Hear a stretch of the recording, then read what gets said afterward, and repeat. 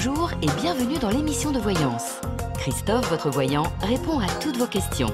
Il s'appuie pour cela sur les tarots et sur son étonnante faculté d'intuition. Bonjour à tous et bienvenue sur le plateau de l'émission de voyance.com. Eh bien écoutez, je suis ravi de vous accueillir pour notre nouvelle émission de voyance en direct. J'espère que vous allez bien. Et juste avant de commencer, j'ai deux choses à vous dire, puisque nous parlions du rescue à l'instant pour le petit-fils de Rosanna. Alors le rescue, je vous en ai déjà parlé, mais comme disait ma grand-mère, à force de taper sur un clou, il finit par rentrer. Le rescue, même si il y a des articles qui disent qu'il n'a aucun effet, que c'est de la poudre de perlimpinpin, moi je trouve que c'est une efficacité. Ça fait des années, voire des décennies que je connais les fleurs de Bach, que je les utilise, que mon entourage les utilise. Et l'avantage du rescue, c'est que c'est un mélange de plusieurs fleurs et que c'est vraiment un potentiel de sérénité qui est extrêmement fort. Donc, c'est à utiliser quand on a du stress, c'est à utiliser quand on va passer un examen, un concours, quand l'on a un rendez-vous important, qu'il soit professionnel ou même qu'il soit affectif, qu'on n'ait pas cette espèce de sensation intérieure de ne pas maîtriser ce que l'on va dire, de ne pas maîtriser nos émotions, de ne pas maîtriser notre corps, notre cerveau. C'est vraiment une potion qui est tout à fait idéale. La seule chose, c'est qu'il y a une posologie à respecter, il y a un délai. C'est-à-dire que ce n'est pas parce que vous allez prendre le mardi du rescue que le mercredi, vous allez être absolument zen et ne pas avoir cette espèce de tension intérieure. En général, il faut compter entre 15 jours et 3 semaines selon les individus, puisque nous sommes tous différents, pour ressentir les effets bénéfiques du rescue. Et j'ajouterais que lorsque vous arrivez à une échéance importante, et quelle que soit cette échéance, c'est toujours bien d'associer le rescue avec du magnésium marin. Parce que le rescue va travailler effectivement sur la sérénité, le magnésium marin va travailler sur, je dirais, la fatigue. Donc les deux associés présentent des bénéfices et des intérêts énormes. Voilà. Oui, c'est sûr que si c'est pour lundi, Dromines, c'est un petit peu tard. Mais bon, il n'est jamais trop tard pour bien faire dans la vie, donc n'hésitez pas. Voilà. Et juste un petit peu d'histoire, les fleurs de Bach ont été créées par un docteur qui s'appelait Bach, docteur Bach. Et en fait, c'est une personne qui avait une énorme propriété et qui un jour s'est mis à observer les réactions des fleurs, des plantes dans son jardin. Et en se disant, bah tiens, c'est curieux, si l'observation mène à dire qu'il y a des plantes qui sont toutes timorées, d'autres qui prennent vraiment l'espace, ne pourrions-nous pas appliquer les vertus de ces plantes sur l'humain? Puisque,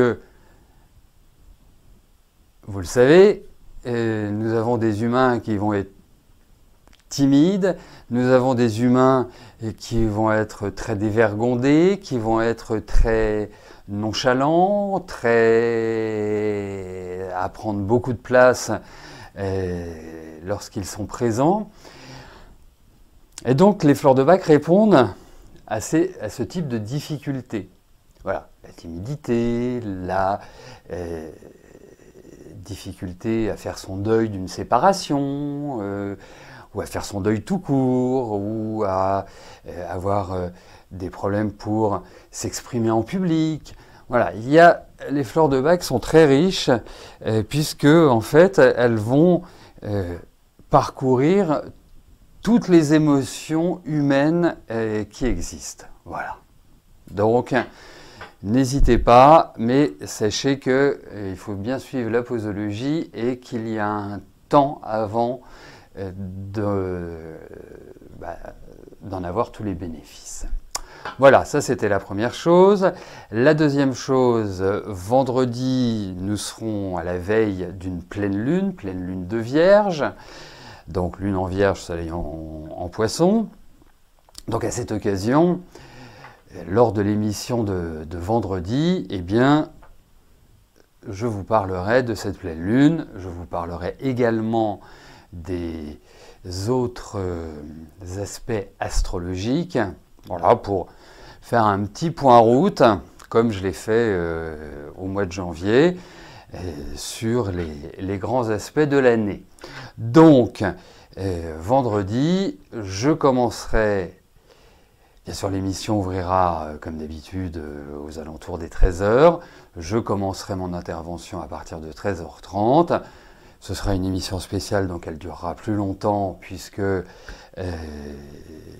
je n'oublierai pas également de répondre à vos questions personnelles, individuelles. Et je vous l'ai dit, si vous avez des points qui vous interpellent sur le plan astrologique, que vous ne comprenez pas ou que vous aimeriez voir développer, n'hésitez pas à m'en faire part par mail, par téléphone, par fumée indienne, enfin voilà, tous les moyens existants de communication. Voilà. Bon, eh bien écoutez, il ne me reste plus qu'à répondre à vos questions. Je vais tout de suite commencer avec la question de Jacques. Jacques, bonjour. Est-ce que je vous vois faire la formation de géobiologie en avril ou pas? Allez, voyons pour cette formation de géobiologie.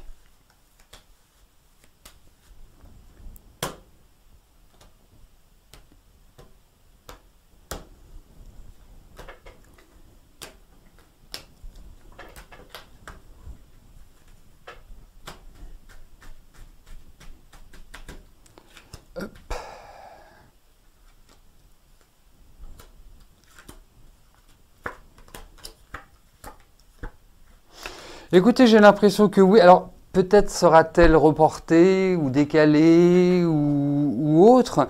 Mais en tout cas, je pense que c'est une bonne formation. C'est un bon complément.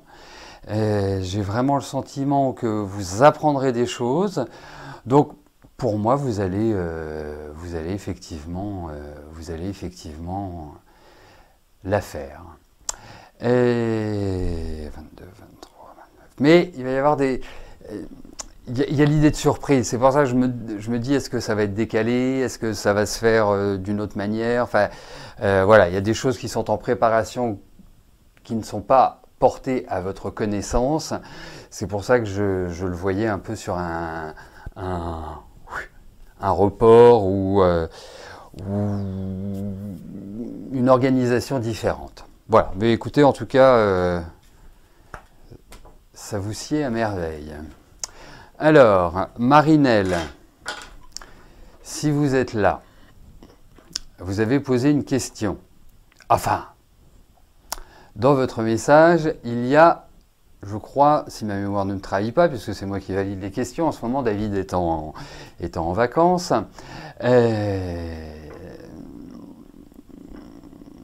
comme quoi je pourrais me passer de lui, mais bon, je ne voudrais pas attrister de Rominet. Bon, blague mise à part, Marinelle. Votre question comporte énormément de questions. Donc, bien évidemment, en privé, je n'aurai aucun souci à les traiter à plusieurs niveaux. Mais dans l'émission, il faut vraiment que la question soit claire, nette, précise. Voilà, c'est est-ce que voilà, vous vendez votre bien? Est-ce que vous le gardez? Voilà, ça peut être ce type de question. Mais là, c'est beaucoup trop à tiroir avec des conséquences qui peuvent être complètement différentes. Donc si vous êtes là, n'hésitez pas à modifier votre question afin que je la valide. Voilà. Allez, je poursuis avec la question de Joël. Joël, bonjour. Est-ce que je vous vois déménager?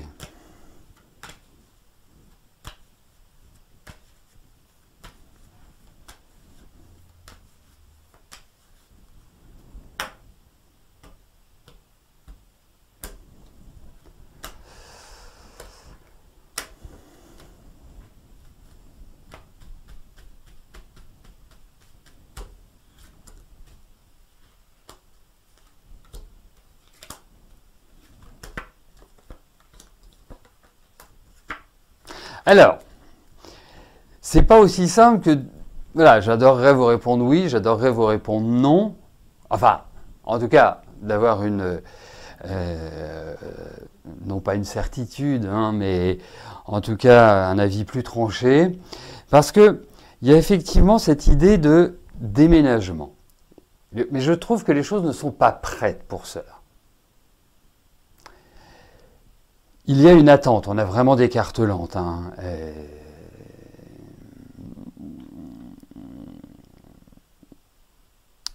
Donc, un déménagement, pour moi, ne peut pas avoir lieu avant, enfin, voilà, avant le deuxième semestre. Je ne sais pas quels sont vos projets, quelles sont vos idées, comment vous envisagez ce changement, mais effectivement, on a l'impression qu'il y a des choses nouvelles par rapport à un lieu d'habitation.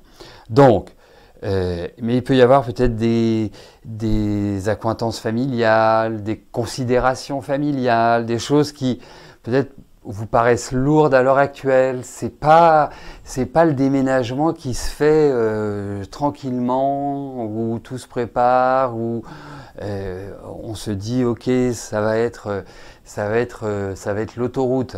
Non. C'est plutôt une phase, il y a beaucoup de préparation, il y a de l'attente, il y a de l'indécision également. C'est peut-être pas forcément une décision juste unilatérale, c'est une décision qui peut prendre en compte des facteurs différents, des personnes différentes. Voilà.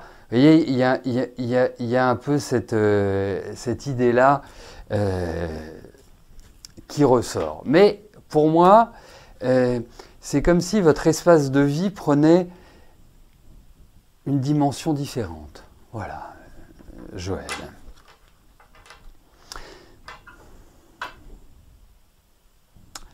Michel, bonjour.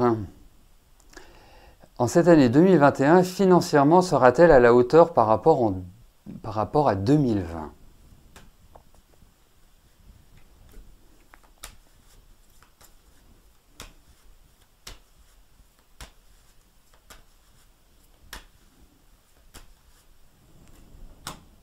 Allez, voyons pour vos finances, Michel. En même temps, vous êtes Scorpion. Hein. Si vous m'avez suivi en janvier, c'est pas forcément l'année idyllique. Hein. Bon, je vous dirai une chose. Ne soyons pas mécontents que les planètes arrivent en Poisson, puisque ça forme des aspects plutôt bénéfiques, enfin pas plutôt, bénéfiques aux Scorpions, mais reste encore quelques planètes. On va commencer à être tranquille à partir de fin février, début mars. Mais nous aurons toujours Jupiter et Saturne. Et Jupiter reste quand même le grand bénéfique et reste la planète qui, d'une certaine manière, gère les finances. Voilà.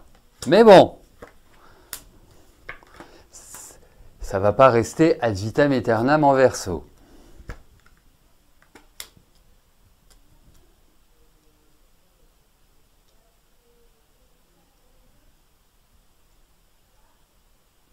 Alors, bon, en tout cas, il y a quand même l'idée de démarche ou de discussion par rapport aux finances. Premier point. Deuxième point, il y a l'idée de retard. Alors, je ne sais pas si vous attendez une somme d'argent ou si vous attendez, une somme d'argent, hein. Donc, celle-ci n'est pas encore sur le point d'arriver.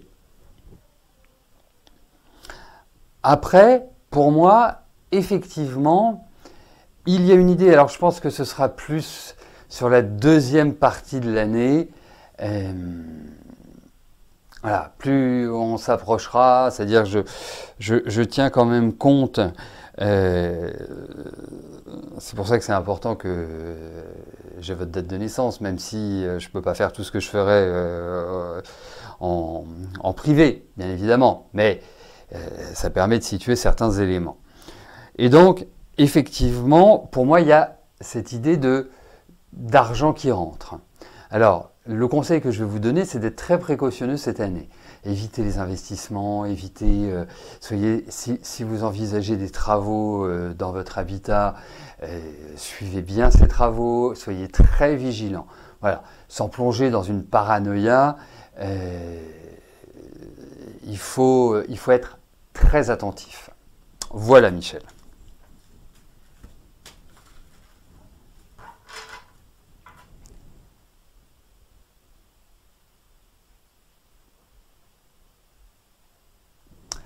Sylvia, bonjour. Depuis plusieurs années, une personne de votre famille, adepte de la magie noire, vous envoie beaucoup de blocages. En ce moment, vous avez l'impression qu'il y a une accalmie. Puis-je vous dire s'il va enfin vous laisser tranquille?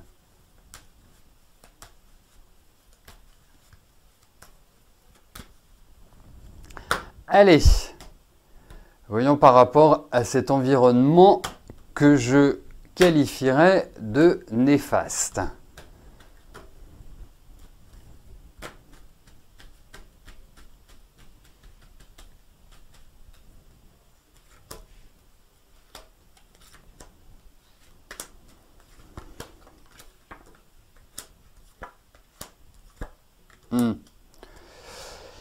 Bon, écoutez, vous savez, moi je suis toujours plus partisan du positivisme, enfin, que de la négativité.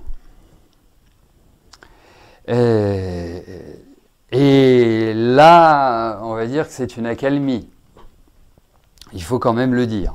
Ce n'est pas des cartes qui sont extraordinaires et qui peuvent effectivement insuffler ça. Alors, il y a une chose qu'il faut savoir, hein, c'est que si quelqu'un décide de générer de la magie noire à votre rencontre, il est très rare qu'elle s'arrête. Hein. Donc, qu'il y ait des pauses. Donc, peut-être que vous vous sentez mieux, peut-être que votre énergie aussi est meilleure, et ça, c'est une très bonne chose. Hein. C'est ce qui aussi permet de lutter contre ces effets négatifs. Mais pour lutter contre la magie noire, et puis après, ça dépend de quel type de magie il s'agit, il faut soi-même en faire un travail. Soi-même faire ce qu'on appelle un travail, c'est-à-dire contrer cette magie noire. Ça ne disparaît pas tout seul. Voilà. Mais en tout cas, elle est toujours existante.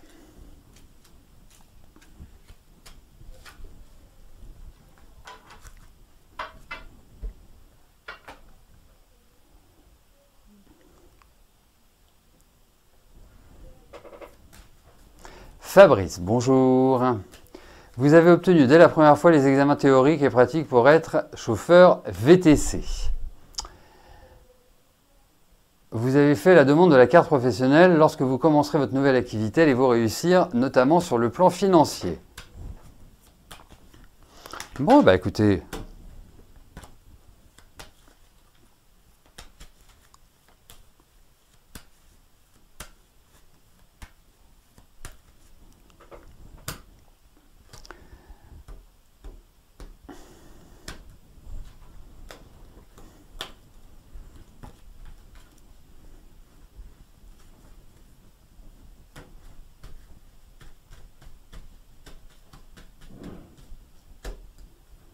Allez, voyons votre travail de chauffeur privé.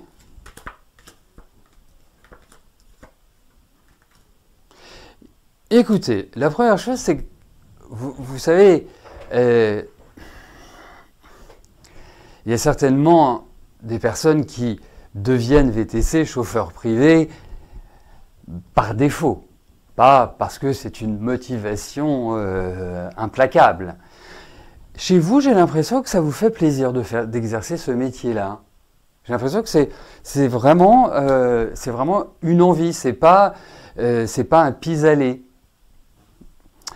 Et donc, pour en venir directement à votre question, c'est-à-dire le fonctionnement de cette activité, je pense que, au-delà du plaisir que vous y prendrez, je pense que ça va vous permettre de générer des revenus qui sont cohérents, voilà, qui vont vous permettre de vivre, de gagner votre vie. Donc, non, ça me paraît bien. Ça me paraît bien. Vraiment, Fabrice, je trouve que c'est plutôt une bonne option. Voilà. Ça va dans le bon sens.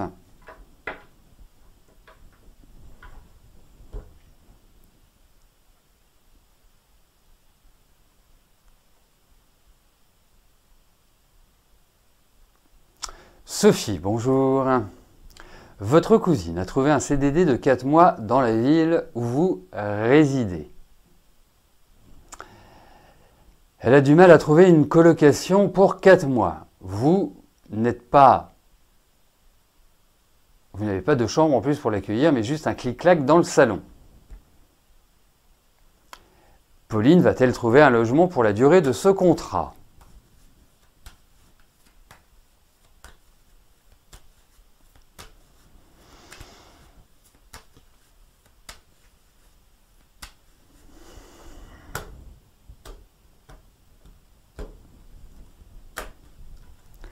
Allez.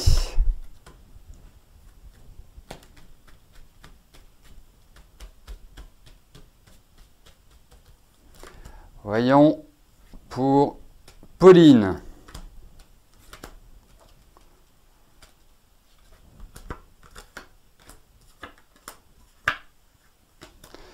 Oui, c'est pas simple, hein, qu'elle trouve. Je pense qu'elle va trouver, mais c'est vraiment pas simple du tout. Est-ce que c'est une question de budget ? Parce que ça m'évoquait ça. Je pense qu'elle va trouver. Ça va pas forcément être dans des circonstances évidentes, mais je pense qu'effectivement, elle va trouver de quoi se loger.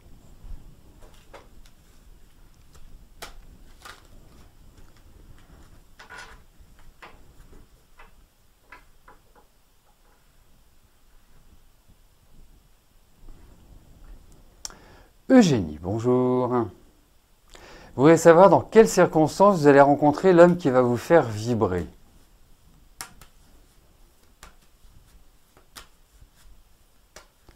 Allez, voyons sur le plan affectif.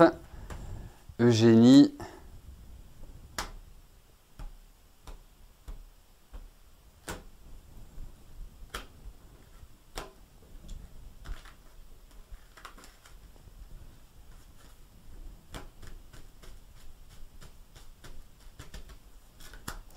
Allez.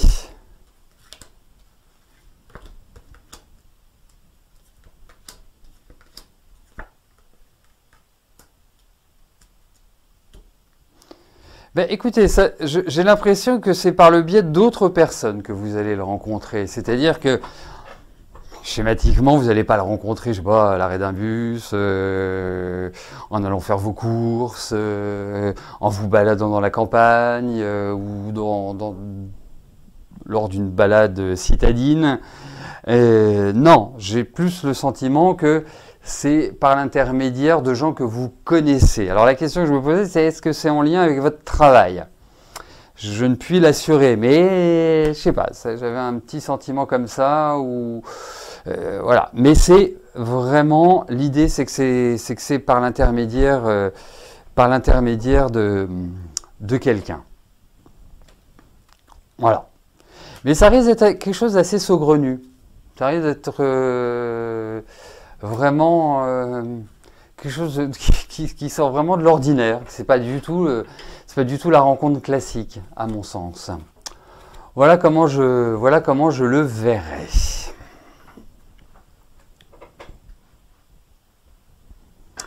Voilà, bah écoutez, nous arrivons au terme de notre émission. Je vais vous souhaiter à tous une excellente fin de journée. Je vous donne rendez-vous vendredi pour notre émission spéciale, hein, notre émission qui vous permettra bien évidemment d'avoir les réponses à vos questions et puis d'avoir aussi des informations astrologiques sur la pleine lune du 27 février et sur les aspects planétaires que nous vivons actuellement. Voilà, d'ici là, portez-vous bien. Je vous souhaite à tous un très bon après-midi et je vous dis à plus tard. Merci, bye bye.